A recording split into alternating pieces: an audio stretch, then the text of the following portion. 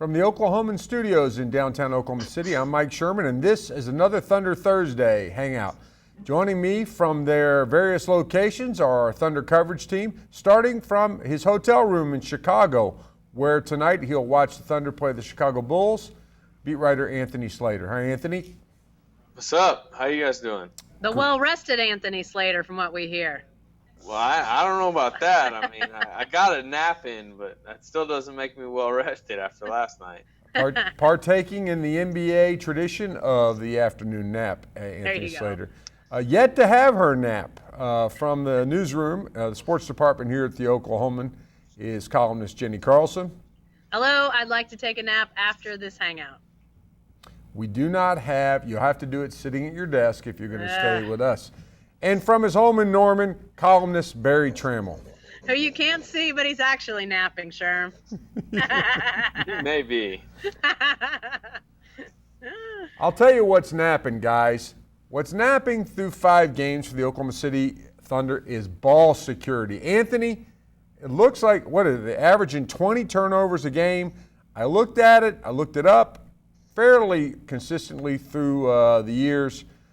NBA teams average 14, 15, 16 turnovers. The Thunder's on the high side for league averages.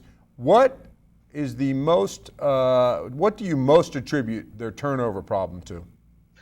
Well, number one, I mean, the fact that you say that it has got to give you at least a little hope that it will go down, because NBA history tells us this team's not going to just average 20 all year.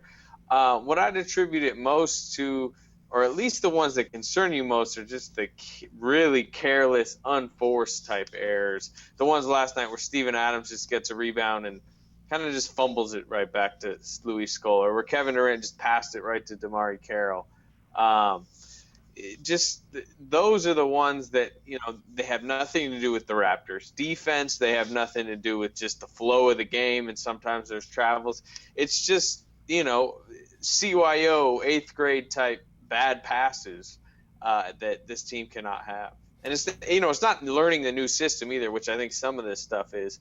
It's, like I said, it's just terrible passes. Why has he got to throw Catholic grade school league basketball under the bus, Barry? I mean, I know my teams didn't turn it over like that. They turned it over differently. A lot of dead ball turnovers, as they call them. Barry, what's the culprit in your mind? I think it's just flat-out carelessness. I think they're probably doing a lot of things like, worrying about new things and trying to please the coach. Everybody wants to please the new coach. And, they got things like getting reindoctrinated with Durant and just not focusing on the basic fundamentals, which, as you said, is taking care of the ball. Jenny, is there any risk that this becomes a chronic condition for the Oklahoma City Thunder? Speaking of trying to weed out problems, I've worked at newspapers when the focus was on eliminating errors in the paper, and we had a little spurt where we were so focused on errors that we actually made more of them. Any chance that happens with the Thunder and turnovers? Well, I mean, I think there's always that risk, and this has obviously been a team that turnovers have been a problem before. So clearly, we're not exactly, talking about a new phenomena with this bunch. I mean, obviously, some of the characters have changed in the drama, but you're still seeing this core group of guys have turnover problems. So, I mean, I think it has sort of become one of their bigger issues when you start talking about, what's going to separate the elite from the elite of the elite. And you can't turn the ball over this much. And, teams that have had trouble with it in the past, they've gotten it fixed for the most part. But, it's really, I mean, I think you almost got to try to turn over the ball 24 times against the Rockets, because there's a lot of possessions they're not going to play great defense on you.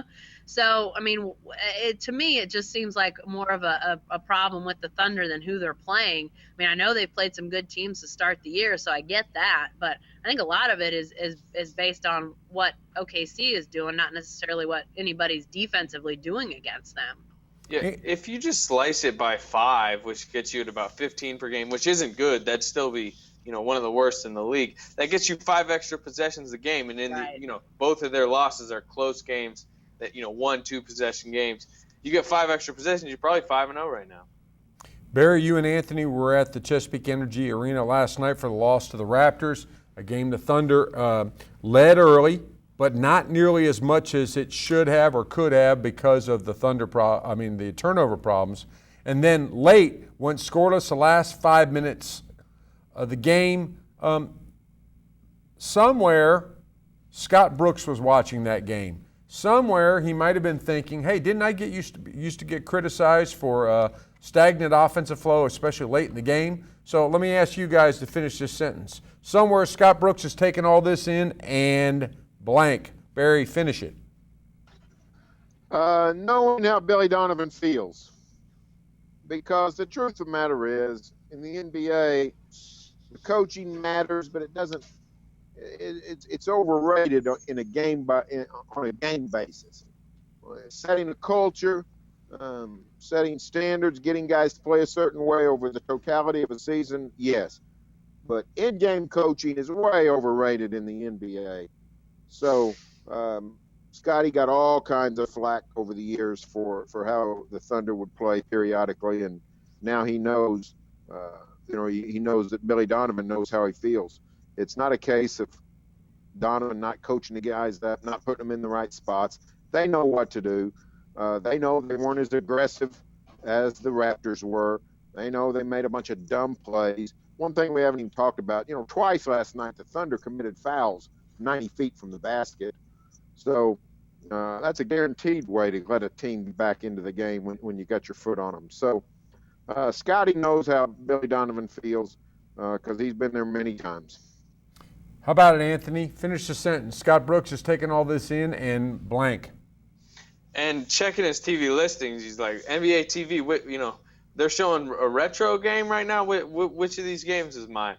I actually didn't think the offense was as bad as late in the game as everyone thought it was. I kind of thought it was worse watching it, and then I went back and I kind of did those 5 observations and looked at each play closely. There was 2 pick and pops where Kevin Durant was wide open for 3. Russell Westbrook just didn't pass it. And Westbrook on those plays actually got layup opportunities that he just missed. Then there was a Dion Waiters open 3. I think you could argue Anthony Morrow should have been in the game earlier for some spacing or more throughout the game, which I think most people would argue. But overall, like Barry mentioned, a lot of this is just the players doing what they're going to do. And if they make it, they make it. If they don't, they don't. Jenny, how about it? What's going through Scott Brooks' mind as he's watched, especially last night? I don't. That's a great question. I'm not sure I have a really good answer for what he's thinking because, honestly, I bet Scott Brooks is taking a little bit of a Thunder basketball break, if I had to guess. I don't know that he's sitting around watching in real time these games going on. Was Jason just bombing me? Was that what he was doing? Jason Kersey trying to make an appearance on the Thunder Hangout. Very nice, Jason. But yeah, I think it's coming from everywhere. That's the thing that I think is really interesting because while you expect if you're going to have a high turnover, guys that have the ball in their hands a lot are likely to have a few, and they do. I think at halftime, Westbrook had 4 last night. I think DJ Augustine had 4. So you've got point guards making mistakes, but then you've got, everybody seems to have turnovers, big guys maybe trying to make passes that they probably shouldn't make. I almost feel like it's a little bit of a question of, sort of being too much of a gunslinger. You talk about quarterbacks in football that, you have to know when to take chances and when not to.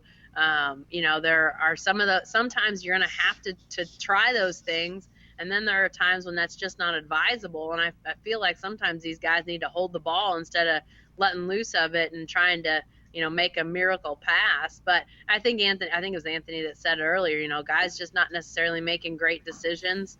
And they just really need to clean that up mentally moving forward because, you can't expect to turn the ball over 19, 20, 24 times a game and beat really good teams. You might be able to overcome it from time to time, but you're not going to be able to get there on a regular basis. I'm going to go with Jenny's first answer, which was Scott Brooks saying Turnovers? What turnovers? Thunder? What thunder?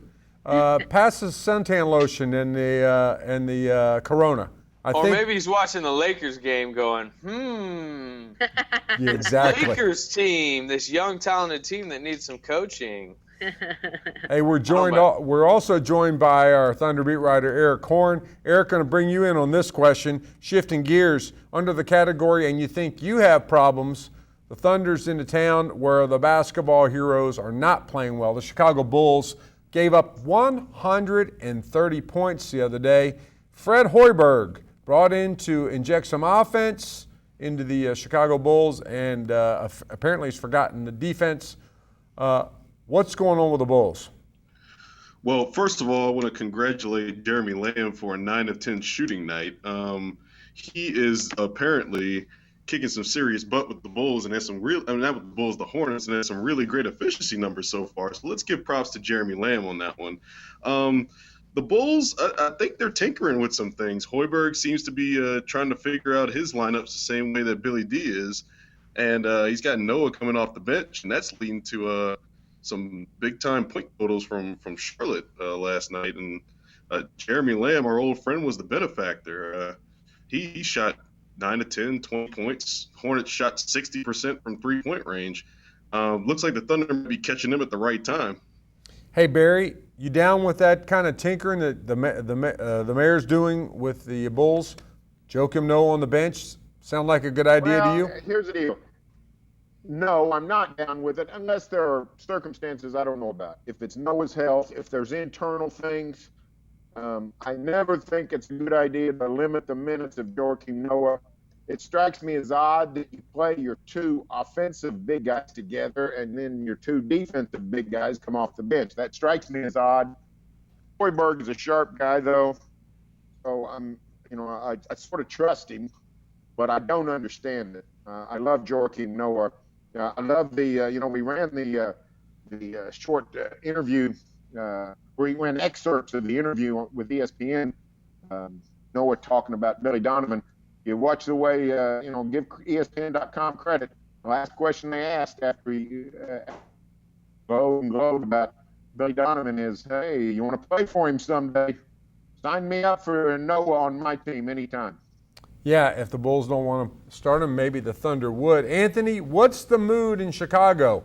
What have you read? I'm not. Since you were taking a nap, you probably only know the mood of the inside of your eyelids. But have you ascertained? Hey, I had to ride into town on the L train today, and I've been around. But anyways, a couple things. Number one, they're 3-2. The Thunder are 3-2. The Bulls are 3-2. It's not panic mode. They had a bad game last game, but so did the Thunder. Two, on the Noah thing, the numbers apparently say, I haven't watched them enough, but the numbers apparently say he plays way better with Taj Gibson, and those lineups mix. I don't think at all any of their problems are in the front court. I think their problems in the back court, specifically Derrick Rose, who, everyone kind of knows his story the last few years with the injuries and everything. The city's, I'd say, turned on him, I guess, a little bit. And then he's scored single-digit points in all three of the last three games. It's the first time that's ever happened in his career. So, I just think Rose is not, he's mediocre really right now. And then the Bulls, like I said, 3-2, so it's not like desperation mode. But they had a bad last game. They're going to want to win tonight. The Thunder are going to want to win tonight. And I'm actually excited for it. Okay, guys, let's get a take from each one of you on this one. Thunder's 5 games in. What's the biggest revelation of the first 5 games on the Thunder? Barry, let's start with you. Well, I will go with Anthony Morrow in the doghouse. I didn't see that one coming.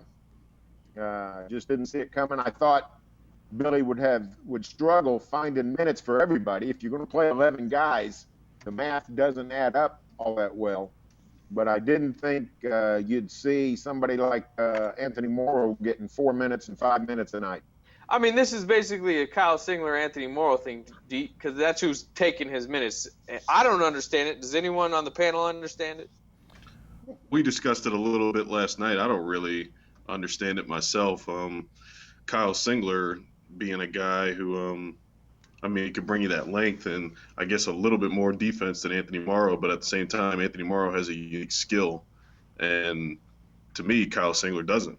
Kyle Singler hasn't shot it at a good clip since he's been here, and Anthony Morrow has. So I'm baffled by that one. Well, maybe it's go ahead, Barry. Go ahead, Jackie. Go ahead. No, I was just gonna say that. I mean, maybe I'm not saying I get it either, but maybe this is Billy Donovan just trying some things out, to see who fits where. Obviously last year a lot of it was injury related, but we did see some guys getting chances to prove themselves and, to know later on what they were capable of or incapable of. So maybe that's what we're seeing here, but I agree with you guys. I think Morrow's clearly the better option. A guy that can get hot and hit, not just a couple, but can hit threes in bunches. To me, that's a huge skill set to have out there on the floor. I don't think there's any mystery about it. We don't have to agree with it, but it's totally clear. He's just picking defense over offense. Not one. That's just what he's doing. And, I think it's an incredibly good, interesting debate. But he's basically saying, I'm not going to play somebody that I can't really trust on defense. And I don't think he believes he can trust Morrow right now. I just don't know what Singler's done ever since he's been on the Thunder to earn trust. Defensively?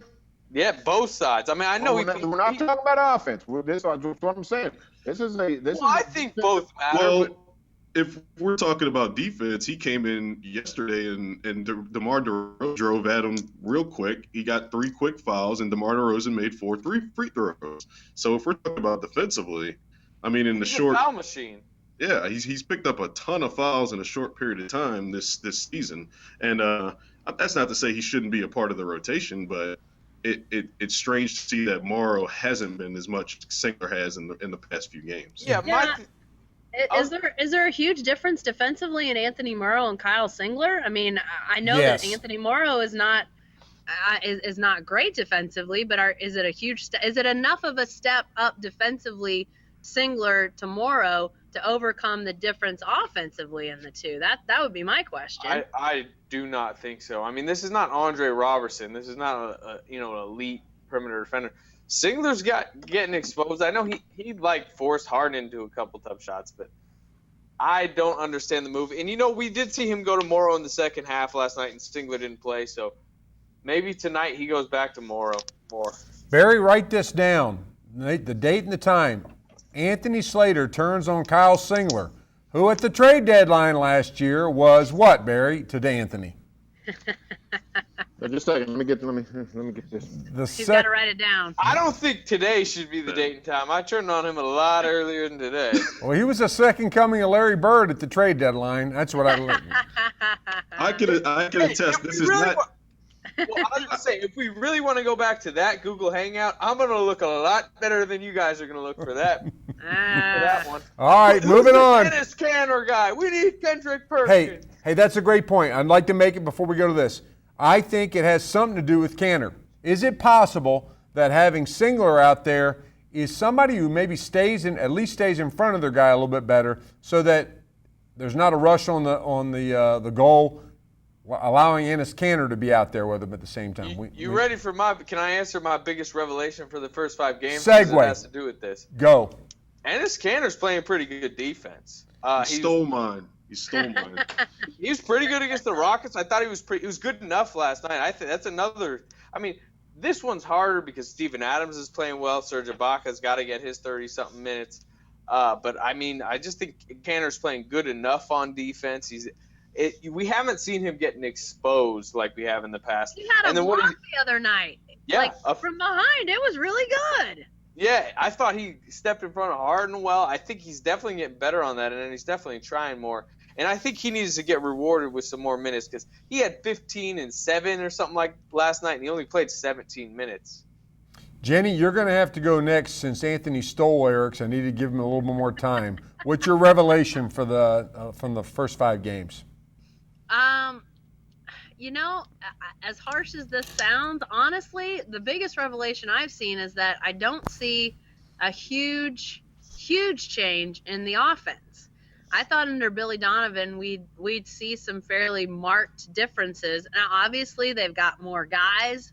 They've got healthy guys. So the difference is going to be in that they've just got more talent on the floor than they had a year ago. But I thought we were really going to see some things that we're going to be like, oh, okay, that's it. Now I see how different this team is, and that tactical confidence that we heard so much about. Is it tactical confidence or strategic? Yeah, tactical. Tactical. Sorry, yeah, forgot for a second. But, maybe it's been there in some spurts and some small stretches, but big stretches, I just haven't been wowed by offensive, greatness by this team so far. Maybe it's coming, but I haven't seen it yet. Okay, Eric, you're on. For me, since Anthony took mine, I'm going to go with the Thunder being somewhat of a sieve in terms of allowing points in the paint. They started off well last night against the Raptors, but by the end of the game, they ended up giving up a ton. I think they're in the top 3 in the league in allowing points in the paint so far this year, and it's been a thing where the good teams have been able to get those points inside, and they've done okay against the bad teams like the Nuggets and such. But teams are getting inside on it. Teams are scoring in the paint with frequency. Okay, guys, let's change gears. The Oklahoma City Thunder players, 2 in particular, have come up with some different sort of celebrations. Which is better? Serge Ibaka's thumbs down as opposed to the Dikembe Mutombo finger wag that he did before, or Kevin Durant's drummer, which, Anthony, is him saying what? Watch the drummer get wicked. Okay. He told me that twice, and it was right at the end, and he walked off. I meant to kind of follow up on it, but apparently it's like a line from a Public Enemy song back in 1990 that's famous. I'm not too familiar with it. Hold on a second, Anthony. Hold on one second. Barry, you've been listening to Pandora, the Public Enemy channel this afternoon. That's one of his favorites, I think. I think so, too.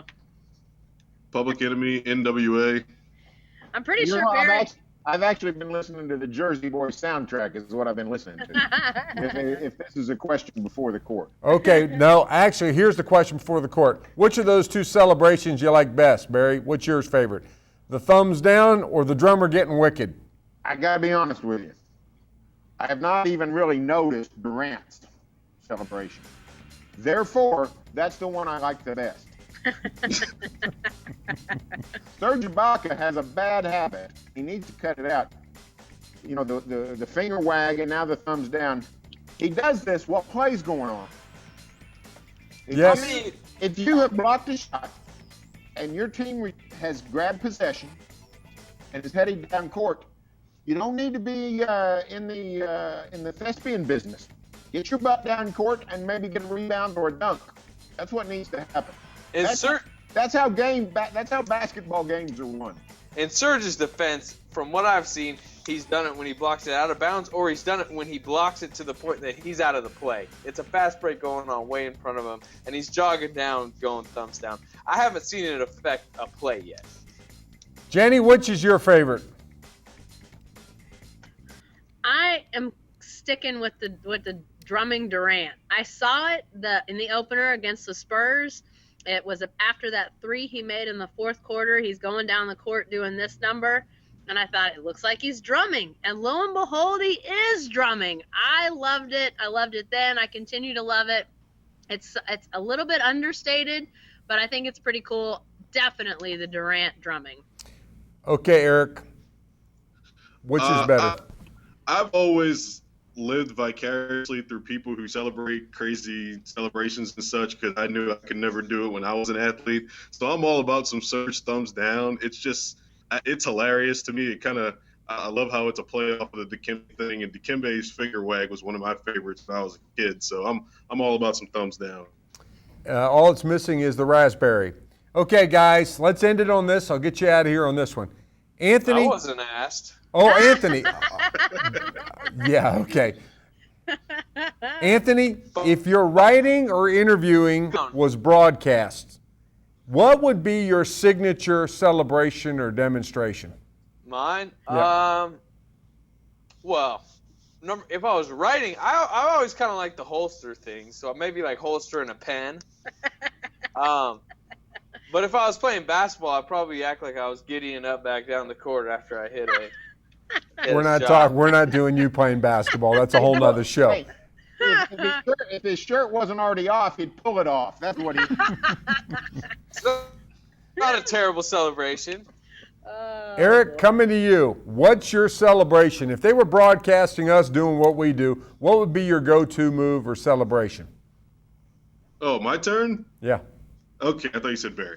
I was thinking about this for a little while. I don't know. I was thinking I might do like the Sam Cassell thing, but that would probably be like too explicit, and I'd probably get a fine in some way or fired, one or the other. Yes. But don't do it during the hangout. Yeah. No, I always also like the Antoine Walker shimmy after the three. Even if he shot it and made it in like the first or second quarter, he'd bust out one of these. I thought that was like really ridiculous, but it was also awesome at the same time because, as Barry stated, he'd be doing this as the play was going on, and he'd be celebrating a meaningless three. So I always find hilarity in little stuff like that. So I'd probably go with the shimmy. I can really just see you in the midst of an interview shimmying while you got somebody on the phone, or maybe sending a story and shimmying. Jenny, what's your celebration? I'm going to go with a non-basketball celebration for my celebration, which is if you've ever been to a rodeo and the calf roping, they tie them up and then they go like this. They throw their hands up to say, I'm done. Jared Allen? Boom. That's what I would do. Oh, yeah, kind of the Con Air Jared Allen thing. Barry, wind Jared us up. Allen. What's your celebration? Okay, sorry. The Jared Allen. There you go. There you go. Boom. The rope It's a and- good one. I always yeah. like, especially for him, because it's him sacking a QB and then tying his legs. Well, and like, you're done. I'm done with this story. Boom. I'm done. done. That's it. I'm done. You can do that, Jenny. Go right ahead. Barry, what's yours? I think the young ones on this panel won't appreciate this, but how about Merlin Hanks? I think I do the body shimmy of Merlin Hanks. No, that would be classic. That's not the chicken neck guy from the San Francisco 49ers, Yes, is it? yes, it That is. ain't him. That ain't him. Do it now. I do remember that, and it's one of my favorites, and I'm glad you keep it up. It's the most comedic episode in the history of the National Football League. Wait, And- you're talking about Merton Hanks, right? Yeah, Merton Hanks. Not Merlin Hanks, Merton Hanks. Yes, that's right. And you know the irony of that? He's now like the NFL Yeah. dress code guy. Exactly right. He's an NFL peace officer. Yeah, so he's checking everybody now. Nobody can do chicken dances on his watch. Now everybody Barry, be I grew quiet. up in San Francisco when that guy was when that guy was like a great player, so I remember that well. What do you mean you grew up in San All right, you didn't grow up in San everybody Francisco. cut it out. Barry, are you Somewhere when Cleveland. they cheer for the Miami football Dolphins. The Miami Cleveland Indians. zip I it? grew up in an hour from Candlestick, so I'm very aware of Merton Hanks. Hey, enough of Anthony's Northern California ties. Barry, are you going to do Merton Hanks right now for us, right here? I don't believe that's going to be the case. No. I don't want him to hurt himself. He throw his neck out. He throw his neck No, out. that's- Okay, hey, that's all for Forever this and all edition of Thunder Thursday. But you can stay with the best coverage team every day at News OK and every morning in the Oklahoman.